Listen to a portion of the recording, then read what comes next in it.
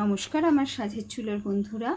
Home delivery menu দেখাতে দেখাতে আজকে একটু গল্প করি, কারণ গল্প করার লোক একদমই পাওয়া যায় না। রান্না তো করতে ইচ্ছে করছে না, প্রথম কারণ এত গরম, আর দ্বিতীয় কারণ হলো দেশে এরকম একটা যুদ্ধকালীন পরিস্থিতি, তাই মনটা ঠিক নেই কারোরই। কিন্তু কাজ তো করতেই হবে, যার যেটা কাজ। তাই ভাবতে ভাবতে ভাতের হাঁড়ি বসিয়ে দিলাম, আর এক গ্যাসে বসিয়ে দিলাম ডাল। এটা মটর ডাল করেছি লাউ দিয়ে, পেট ঠান্ডার জন্য।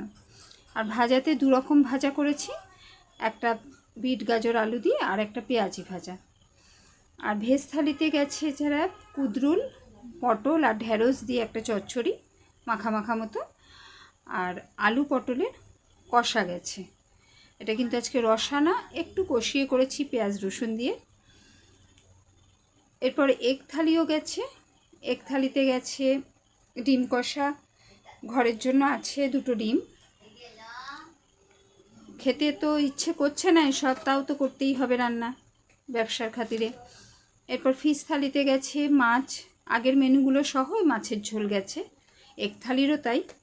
আর চিকেন থালিতে গেছে চিকেন কষা, আগের মেনুগুলো সহ। প্লিজ একটা করে লাইক, শেয়ার ও সাবস্ক্রাইব অবশ্যই করে দেবেন।